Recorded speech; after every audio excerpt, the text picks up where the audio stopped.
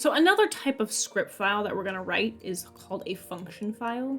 A function, it's just a special kind of script file. Before I get into how to write those, I want to talk about what a function is. So a function is just an isolated set of code that performs a specific calculation given specific inputs and then returns the result, typically the calculation.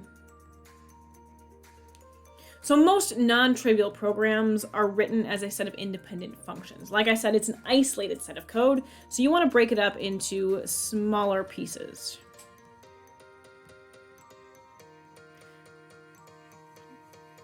Another reason why we write functions is to maximize reusing pre-existing code. You can share functions between programmers because they're nice, isolated, independently solved problems.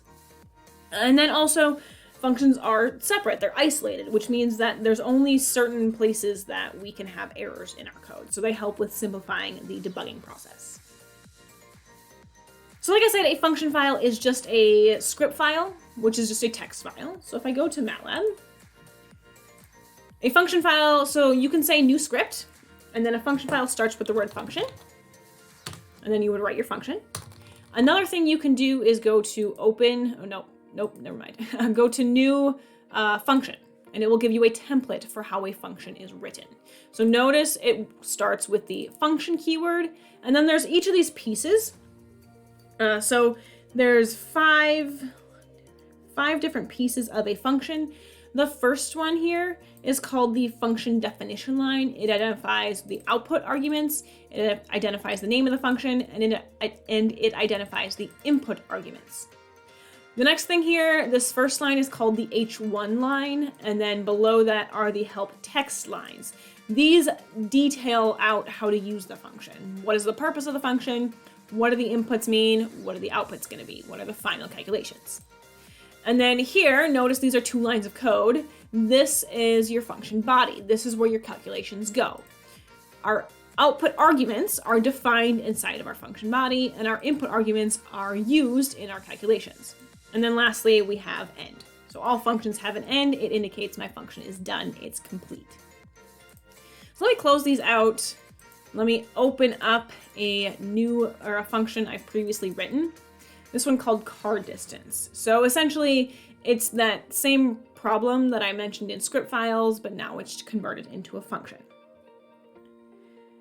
Notice functions are just script files, so they need to be saved. They're saved with a .m extension. They need to show up in your command, in your current folder here. The icon is different though, because a function behaves a little bit differently from a script file. One main difference between a function and a script is the name of my function file needs to be the exact same as the name of my function. So this function is called car distance. The file it is saved in, the file it is stored in, is also called car distance. That is the main piece. Another thing is you can't run a function file. If you press run, it will show up in your command window that there's an error. It says not enough input arguments. That just means that you can't run a function file. Okay? So notice this function that I have listed out here has 2 outputs, so it does 2 calculations. It's called car distance, and it has 2 inputs. My inputs are mpg and gal. My outputs are km and miles. Okay? Notice inside of my function body here, I only have 3 lines of code. There's lots of comments in my function, but I only have 3 lines of code. I have one that calculates what my miles is supposed to be, and I have one that is my conversion fraction that I need in order to convert from miles to kilometers. And then my last piece, my last line of code is to calculate what kilometers is supposed to be. So notice miles and kilometers are my outputs. My inputs, miles per gallon and gallon, are used in my calculations. So mpg is used in this calculation, gal is used in this calculation. And then I can have as many other variables as I want in order to do my calculations. Note km, pm exists inside this function. It's created because I need that conversion fraction. And then miles here is also used in this calculation. There we go. There's my first function.